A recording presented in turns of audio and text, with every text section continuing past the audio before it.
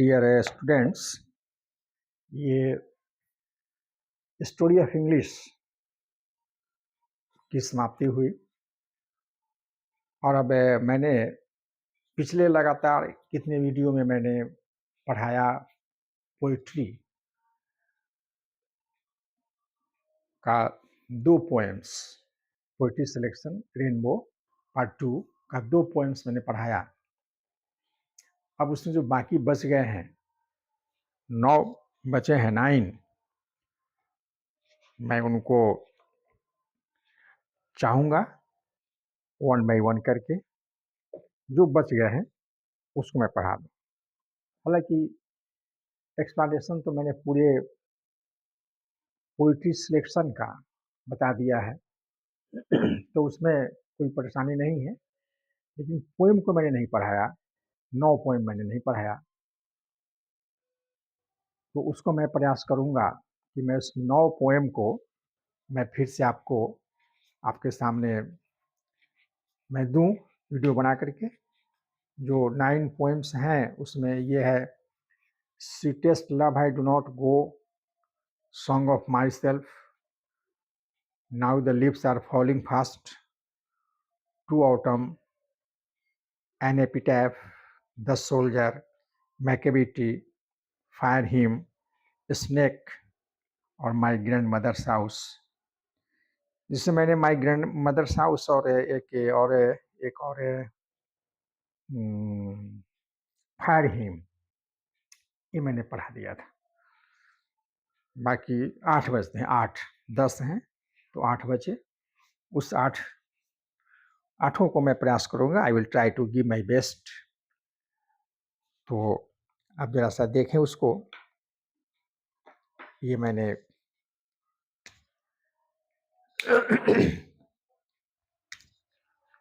Poems की पंक्तियाँ, कुछ वर्ड मीनिंग मैंने यहाँ पर दिया है। ये हो गया song of my self,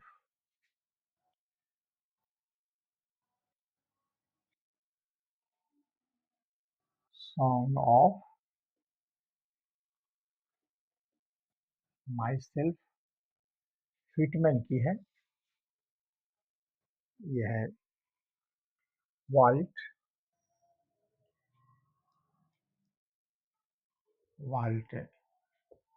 Whitman की ये कविता है।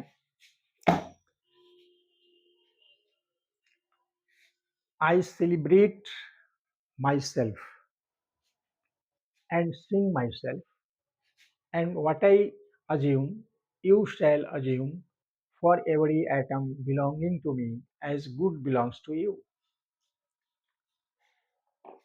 First of all, we must have some idea about the poet Walt Whitman. तो ये अमेरिकन पोएट थे। ऑब्जेक्टिव क्वेश्चन पूछता है तो आप आसानी से कहेंगे ये अमेरिकन पोएट हैं और इनको कहा जाता है लिटरेरी इंडिविजुअलिस्टिक पोएट। अमेरिका में सबसे बड़े ये इंडिविजुअलिस्टिक पोएट इनको कहा गया।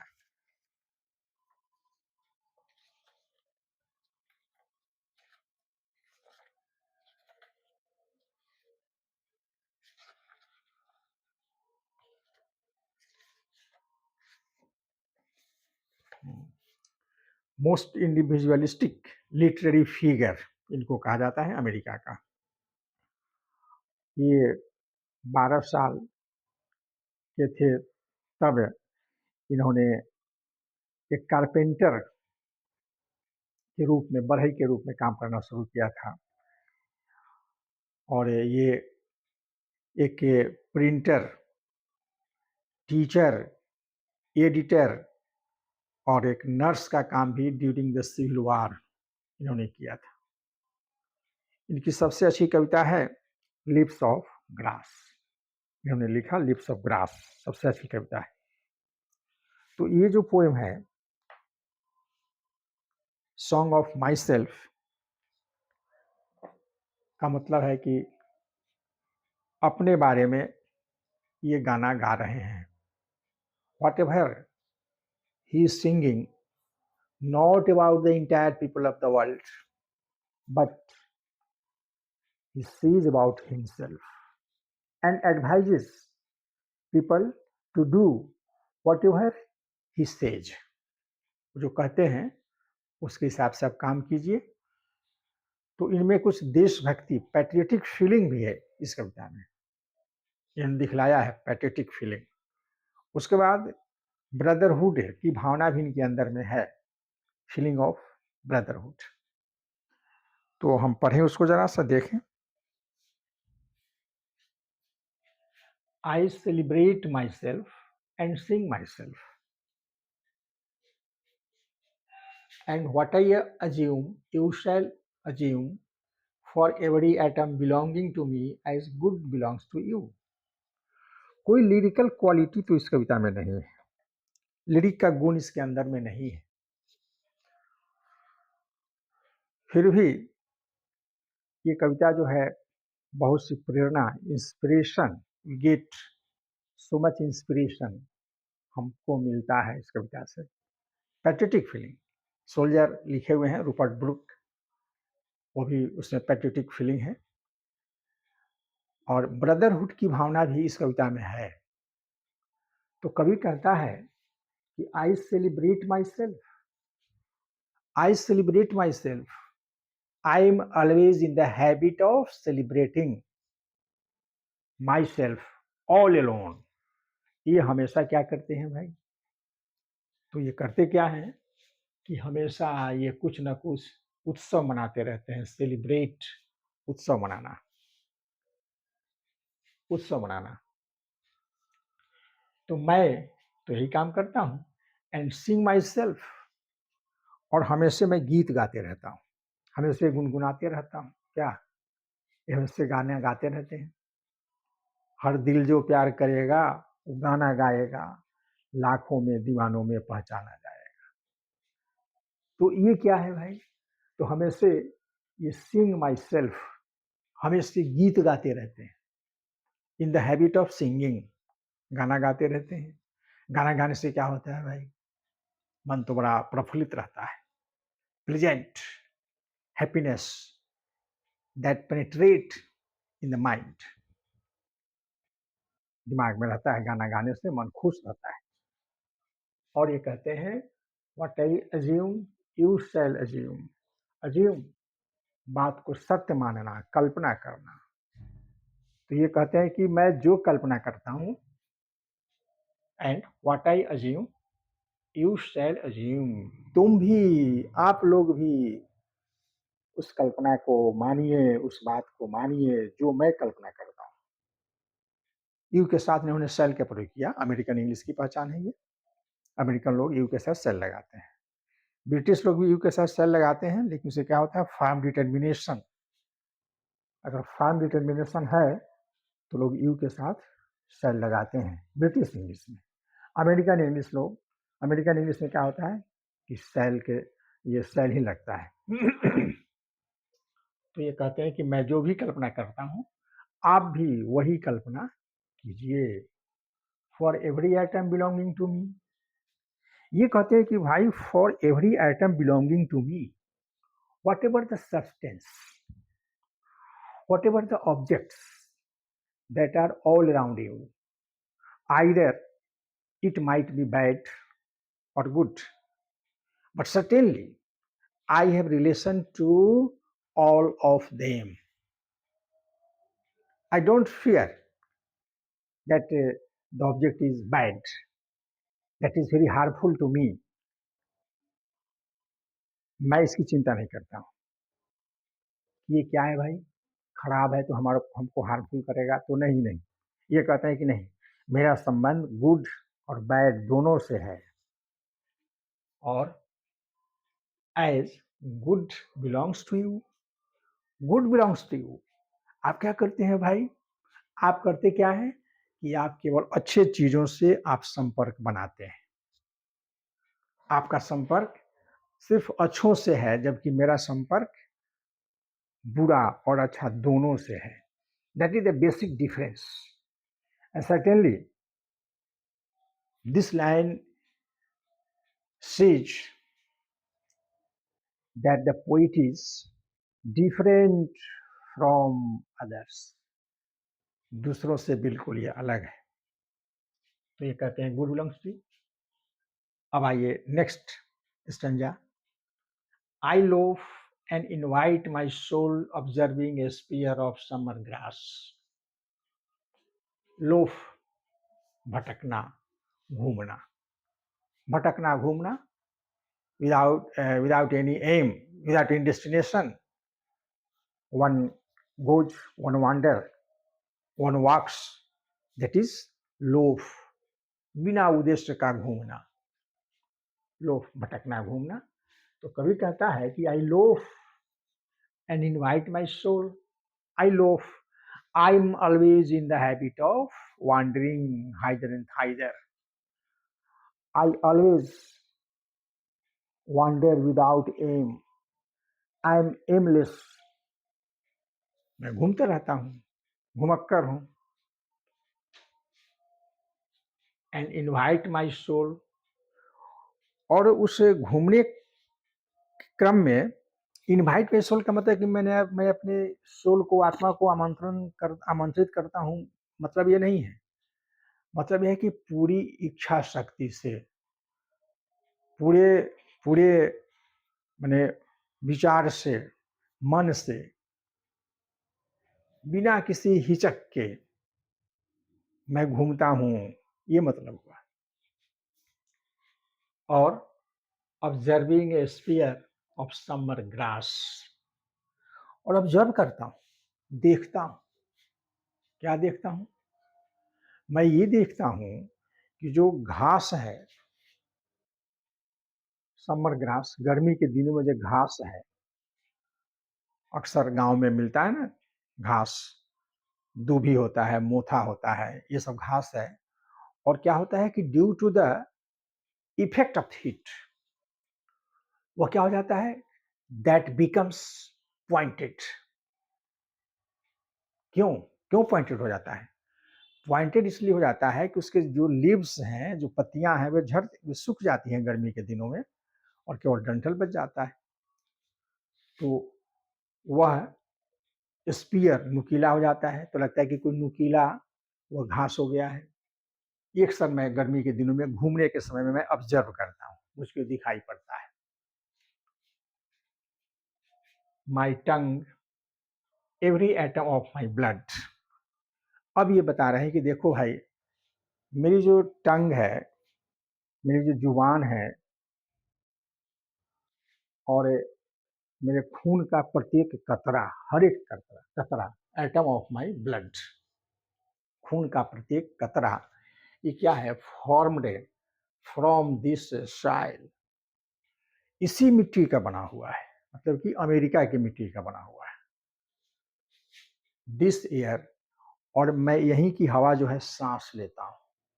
मेरा जो ब्लड है वह that has formed from the soil of America, and the air that we breathe that is of America. तो ये क्या है भाई, देशभक्ति की भावना है ना, पैट्रियोटिक फीलिंग. ये हिंदुस्तान के लोगों की तरह नहीं कि खाते हैं यहाँ पर और सोचते हैं दूसरे देश की बात. नहीं, ऐसी बात नहीं इनके साथ. इनके साथ ये है कि मैं यहीं, हमारे खून का प्रत्येक कतरा इसी अमेरिका के हवा से बना हुआ है, इसी अमेरिका की धरती से बना हुआ है, इसी अमेरिका के अन्न से बना हुआ है. व्हाट एवर आई ईट, सब अमेरिका का है. तो ये कहता है दिस साल this year, born here of parents. और मैं जो पैदा हुआ हूँ, आई एम बॉर्न, मैं पैदा हुआ हूँ, वह कहाँ पर, इन अमेरिका. तो पेरेंट्स हमारे यहीं के हैं.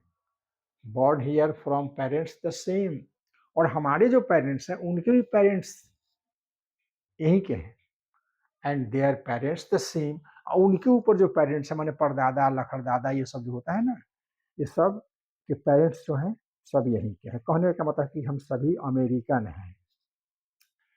This is patriotic feeling. ये बहुत बड़ी बात है. देशभक्त होना।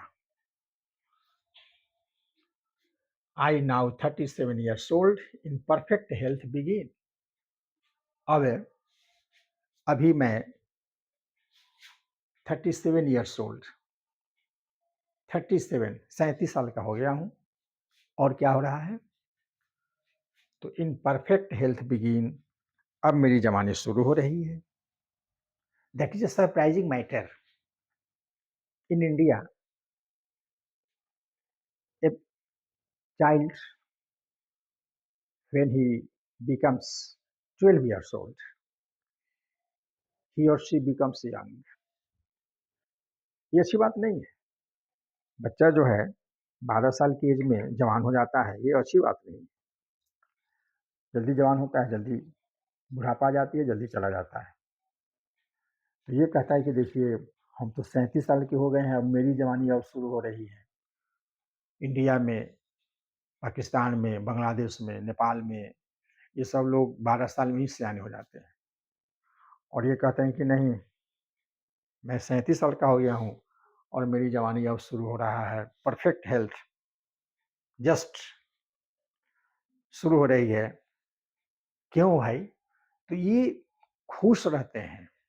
हाँ, खुश,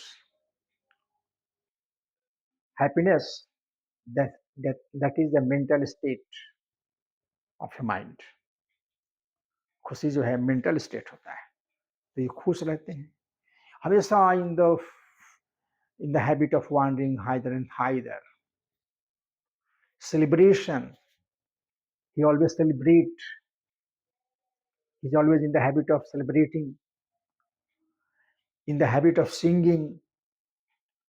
That makes the man fresh, the mind becomes fresh, and there is a feeling of patriotism, there is feeling of patriotism. The mind is fresh, there is no afraid of anything else in the world. The result is that the man becomes young at the age of 37. He says about himself, since the poem is a song of myself, that is related to the poet. He says about himself। तो ये कवि की बात है भाई। 37 साल के हो गए हैं, इनकी जवानी अब शुरू हो रही है। That is a very interesting matter. तो दोस्तों, इसको मैंने डील किया। अब जो बाकी जो पोएम बच गए हैं, आधे बच गए हैं, मैं उनको दूसरे वीडियो में डालूंगा, आप उसको देखें। ये सब मैं वर्ड मीनिंग में लिखते जा रहा हूँ, इस वर्ड मीनिंग को भी देखेंगे आप। और इसको ये मैं लिख करके हर सेंटेंस वाइज मैं आपको सेंटेंस में आपको पढ़ा रहा हूँ। और ये सारी कविता को ऐसे ही पढ़ाऊंगा। व्याख्या तो मैंने एक्सप्लेन कर दिया है पहले ही, तो उसको आप देख लेंगे। हर चैप्टर वाइज मैंने दिया है व्याख्या। तो अभी मैं सिर्फ 2 ही काम करूंगा, एक तो इसको पढ़ाऊंगा वर्ड मीनिंग के साथ, और दूसरा इसका क्रिटिकल एप्रिसिएशन लिखना आता है, समरी लिखना आता है परीक्षा में, उसको मैं लिखूंगा। जैसे कि मैंने 2 में लिखा है, माई ग्रैंड मदर्स हाउस, और एक जो है फायर हिम मैंने दिया है। तो सेम चीज मैं दूंगा बाकी 8 पोएम का। तो आप मेरे नए वीडियो का इंतजार करें। आप हमारे चैनल को सब्सक्राइब करें भाई। अगर आपको पसंद आए वीडियो तो उसको लाइक ज़रूर करें, उसको शेयर भी करें, ताकि that will very helpful to me for making a new video with good interest। So I advise you, I request you to channelize my channel। और आप देखिए, मैं आता हूँ दूसरे वीडियो को, मैं इसके बाकी जो पार्ट हैं उसको मैं लेकर के आऊँगा। तब तक के लिए जय हिंद, जय भारत।